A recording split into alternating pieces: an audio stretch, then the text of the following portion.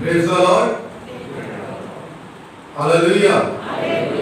प्रभु की महिमा हो, खुदावंद की तारीफ हो। आज जो मैं आपको मैसेज देने के लिए जा रहा हूँ उसका विषय जो है मैं आपको बता देता हूँ।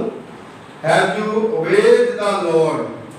क्या तुम प्रभु के आज्ञाकारी हो? मेरे अजीजों, यशायाह नबी जो बड़े नबियों में से एक है और यशायाह नबी के द्वारा जो प्रभु का वचन दिया गया है उसको हम आज गौर करेंगे। और जब हम गौर करना शब्द इस्तेमाल करते हैं तो इसका मतलब है कि संपूर्ण कॉन्सेंट्रेट जो है हम खुदा के कलाम के ऊपर करें, क्योंकि जब हम पूरे मन से परमेश्वर के वचन को सुनेंगे, खुदा के कलाम को सुनेंगे, तो परमेश्वर का वचन जो हम बात नहीं जानते वो बातें परमेश्वर जो है वो हमें बताएगा। मेरे अजीजों, यशायाह नबी की पुस्तक उसका 50वां अध्याय उसकी 4वीं आयत से लेकर के 6वीं आयत तक मिस्टर जेम्स के द्वारा अभी पढ़ा गया। और प्रभु का वचन जो है वो हमें बताता है कि प्रभु यहोवा ने मुझे सीखने वालों की जीभ दी है कि मैं थके हुओं को अपने वचन के द्वारा संभालना जानूं। बड़ी बात है, आप इसको अच्छी तरह से घर में भी जाकर के पढ़ सकते हैं। परमेश्वर का वचन जो है इसमें एक जो आयत है उसमें तीन हिस्से हैं। और पहले हिस्से में खुदा के कलाम में बताया है परमेश्वर ने मुझे सीखने वालों की जीभ दी। मेरे अजीजों, वचन जो हमें बताता है मुझे सीखने वालों की दी है कि हम थके हुओं को अपने वचन के द्वारा संभालना जाने। सबसे पहले तो खुदा जो है वो हमें सिखाता है,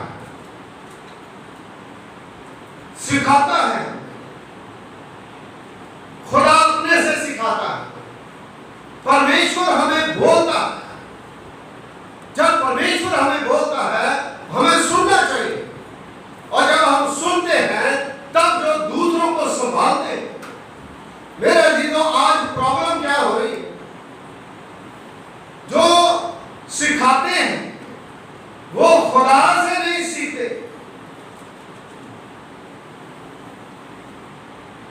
और जो सीखते हैं वो संसार से सीखते हैं। संसार से जब हम सीखेंगे तो संसारिक बातों में हम बढ़ेंगे। परमेश्वर से जब हम सीखेंगे तो परमेश्वर की बातों में हम बढ़ेंगे। इसलिए मेरे अजीजों, प्रभु यहोवा ने मुझे सीखने वालों की जीभ दी है। सीखने वालों की जीभ है ना, सीखने वालों की जीभ दी है। जब हम सीखते हैं तो वो जीभ जो है वो दूसरों को संभालेगी।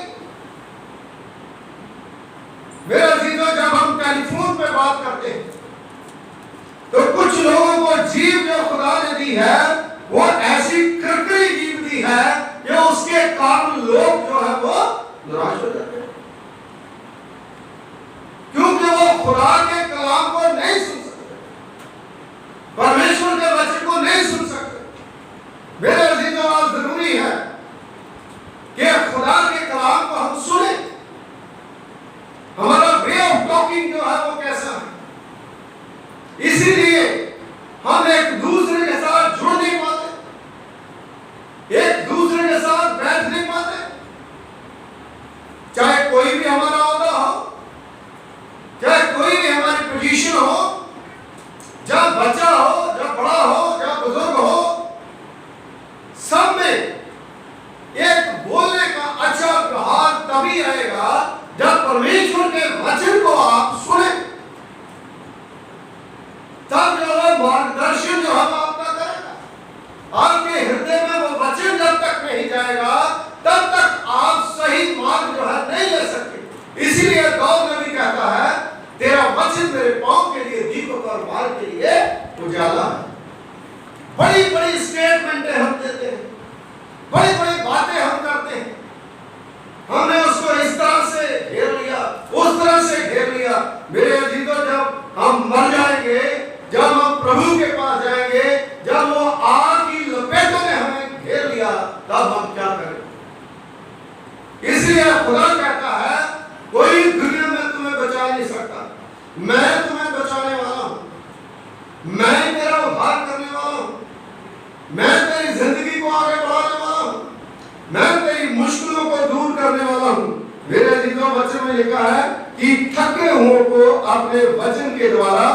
संभालना जानूंगी।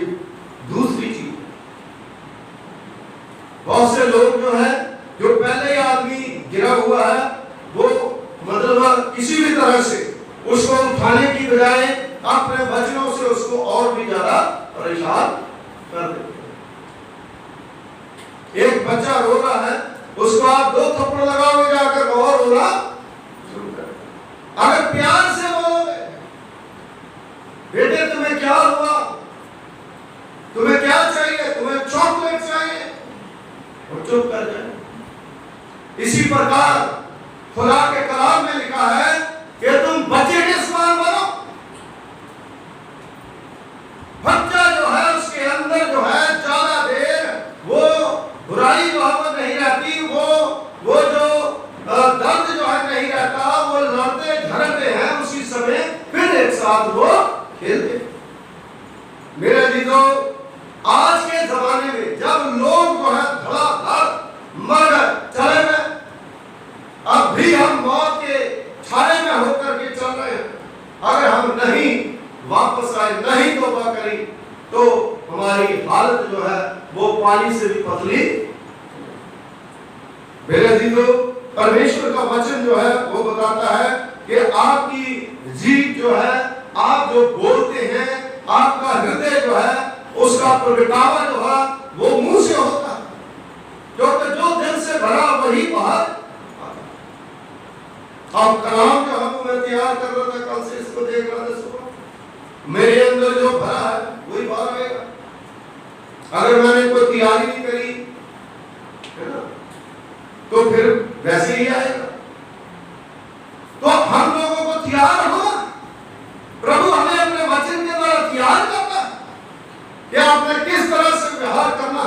इसलिए आगे बढ़े और परमेश्वर की ओर देखें। और तीसरी बात जो है इसी आयत में है, भोर को वह नित्य तुम्हें जगाता और मेरा कान खोलता है कि मैं शिष्य के समान सुनूं। हालेलुया। और पता नहीं, बहुत से हम न्यूज सुनते हैं, खबरों में सुनते हैं, रात को सोते उठते ही नहीं आते, साइलेंस अटैक हो गए। कौन उठाता है? वो कौन है जो हमें सुबह उठाता है? वो प्रभु है, वो परमेश्वर है। रात को हम सो जाते हैं, हमें पता नहीं चलता कहां पड़े हैं, और सुबह हमें जगाता है। और वचन में लिखा है मेरा कान खोलता है। हम सो रहे हैं, कोई बात करे, हमें पता नहीं चलता, लेकिन हमारे कान जो है वो खोलता है सुबह। और अजीजों, वचन में लिखा है वो क्यों खोलता है हमारे कान? वो इसलिए खोलता है कि मैं शिष्य के समान सुनूं। शिष्य मतलब चेला। किसका बनना चेला? यीशु मसीह का। किसका बनना चेला? खुदा का, प्रभु का। और सुबह उठ करके अपने गुरु के सामने, अपने पिता के सामने दुआ करनी है, तब आप उसके चेले हो। उसकी बात माननी है, उसके वचन को पढ़ना है, काम करता है। हम सच्चे चेले नहीं हैं फिर जब हम खुदा के आगे दुआ नहीं करते, परमेश्वर के आगे प्रार्थना नहीं करते। तो मेरे अजीजों, क्या हम परमेश्वर के प्रति आज्ञाकारी हैं? अगर हम खुदा की मर्जी को पूरा नहीं करते। मेरे अजीजों, प्रभु के वचन में लिखा है शिष्य के समान सुनूं। शिष्य के समान आपने खुदा की आवाज को सुना। खुदा हम आज करने के लिए क्या कह रहा है, आज हमें कहां ले जाएगा परमेश्वर, है ना? हम खुद ही प्लानिंग बना के खुदा को अपनी लिस्ट बना के दे देते हैं। खुदा बता ये हमारी लिस्ट है, हमने ये करना, लेकिन कभी खुदा को नहीं पूछा कि खुदा हमसे आप क्या करवाना चाहते हैं।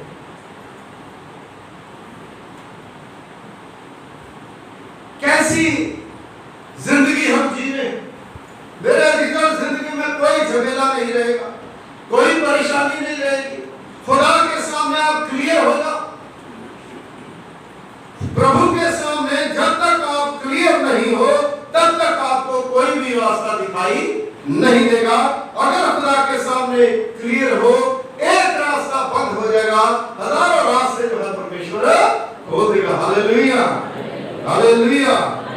इसलिए जरूरी है कि हम उसके परमेश्वर के दिए हुए रास्ते पर चले और परमेश्वर की पाक मर्जी को क्या करें, पूरा करें। मेरे जीजो, 5वीं आयत जो है यशायाह नबी की पुस्तक उसका 50वां भाग उसकी 5वीं आयत में लिखा है, प्रभु यहोवा ने मेरा कान खोला। आज खुदा का कलाम सुनते हमारे कान खुदा खोलता, क्योंकि प्रभु के वचन में लिखा जिसके कान है वो सुन ले कि आत्मा कलीसिया को क्या कहता है। मैं अपने से नहीं कर रहा, ये सारी बातें परमेश्वर का वचन कह रहा है।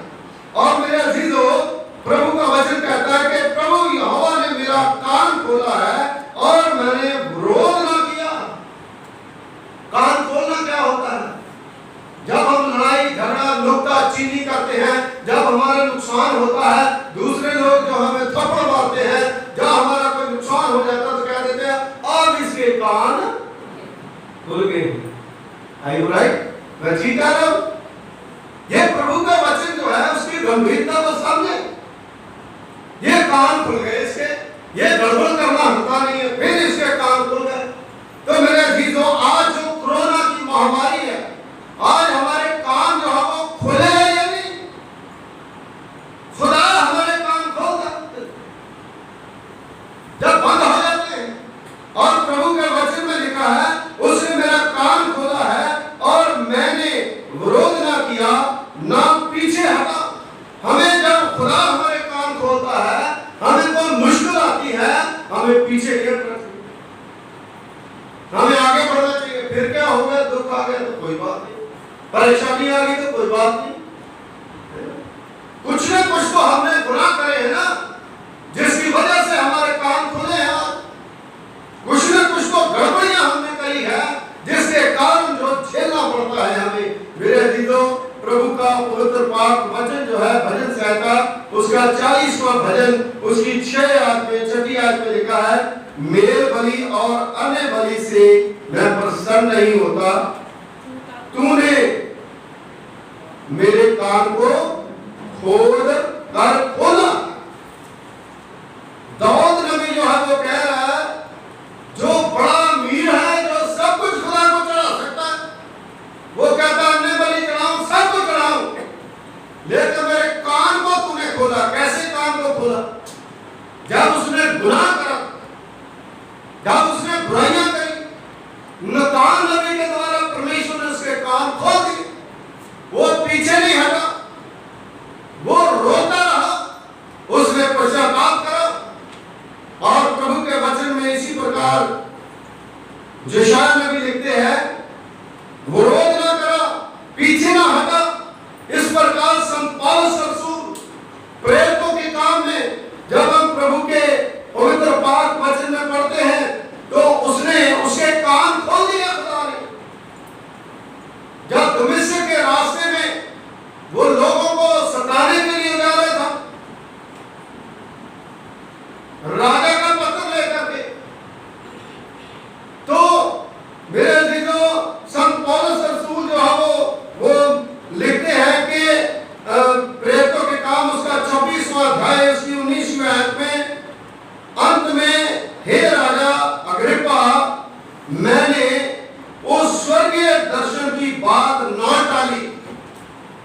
खुदावंद यीशु मसीह ने उसे दर्शन दिया, जब आंखों से वो अन्ना हो गया, वो गिर गया, तो उसके कान खुल गए। कान कैसे खुले? यीशु मसीह ने आवाज दी, हे साउल तू मुझे क्यों सताता है? वो आवाज मेरे और आपके पास भी आती है, आप सुने या ना सुने ये आपकी मर्जी और मेरी। हालेलुया। ये आवाज तो आज भी है। हम क्यों उसको सताते हैं? क्यों उसने अपनी जान कलवरी क्रूस पर दी, हम उसकी आज्ञा का पालन ना करें? मेरे अजीजों, परमेश्वर का पवित्र कलाम जो है वो हमें बताता है कि क्या तुम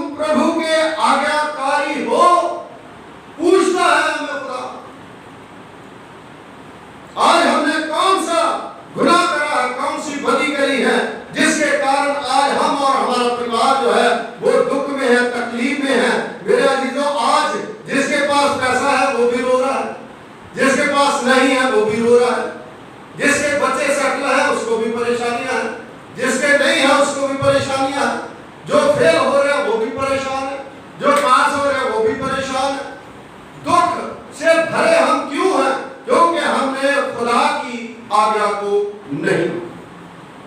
इसलिए जरूरी है कि हम पश्चाताप करें, परमेश्वर के पास आए और परमेश्वर की मर्जी को पूरा करें। मेरे अजीजों, छठी आयत में हम खुदा के कलाम से पढ़ेंगे। जो छठी आयत है, यशायाह 50 उसकी 6 आयत वचन में लिखा है, मैंने मारने वालों को अपनी पीठ और गल नोचने वालों की और अपने गाल की। यीशु मसीह के बारे में ये आता है। खुदावंद यीशु मसीह ने परमेश्वर पिता की आज्ञाकारी करी, जो उसका काम उसको दिया था, मुझे और आपको बचाने के लिए उसने पूरा करा। इसलिए हम अगर उसके चेले हैं, जिस तरह से वो पवित्र है हम भी पवित्र बने, जिस तरह से वो आज्ञाकारी है हम भी आज्ञाकारी बने, जिस तरह से उसने प्रेरित करी हम भी प्रेरित करें, जिस तरह से उसने निम्रता का व्यवहार करा लोगों के साथ हम भी करें, मीठी बोल बोले। मेरे अजीजों, प्रभु का वचन यहाँ पर बताता है, मैंने मारने वालों को अपनी पीठ और गल नोचने वालों की और अपने गाल की। इतनी दर्दनाक बात जो है परमेश्वर के पवित्र कलाम में, प्रभु के वचन में जो है वो लिखी गई है। और मेरे अजीजों, आज जरूरी है कि प्रभु ने अगर वचन के द्वारा हमारे कान खोल दिए हैं, हमें पीछे नहीं हटना चाहिए, हमें प्रभु की ओर बढ़ना चाहिए और परमेश्वर की पाक वाणी को अपनी जिंदगी में, अपने जीवन में पूरा करने की जरूरत है। प्रभु यीशु मसीह की आज्ञाकारी करें। और खुदा के कलाम में, प्रभु के वचन में, मत्ती के इंजील उसका 26वां अध्याय आप वचन से पढ़ सकते हो। उसका 67 पद जो है लिखा है, तब उन्होंने उसके मुंह पर थूका, यही लिखा हुआ है, उसके मुंह पर थूका और उसे घूसे मारे, दूसरों ने थप्पड़ मारे, उसकी दाढ़ी नोची गई। मेरे अजीजों, जो लोग दाढ़ी रखते हैं, दाढ़ी के बाल रखते हैं केस, तो ये एक इज्जत का प्रतीक होता है। जो नहीं रखते उनके लिए अलग है, जो रखते हैं उनका विश्वास और बिलीव है, एक इज्जत का। और उसकी इज्जत को हाथ डाला, दाढ़ी नोची गई।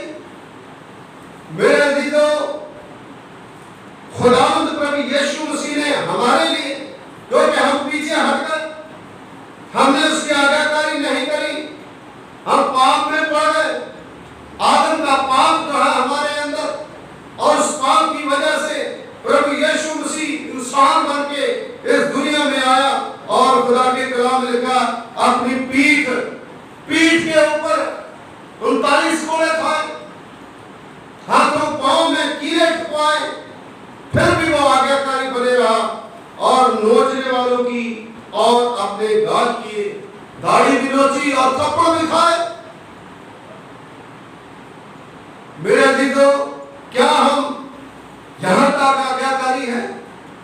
हम कैसे परमेश्वर के आज्ञाकारी बन सकते हैं? हम कैसे प्रभु के पास आ सकते हैं? आज जरूरी है कि हम लोग उसके वचन को, खुदा के कलाम को अच्छी तरह से सुने और उसको समझे।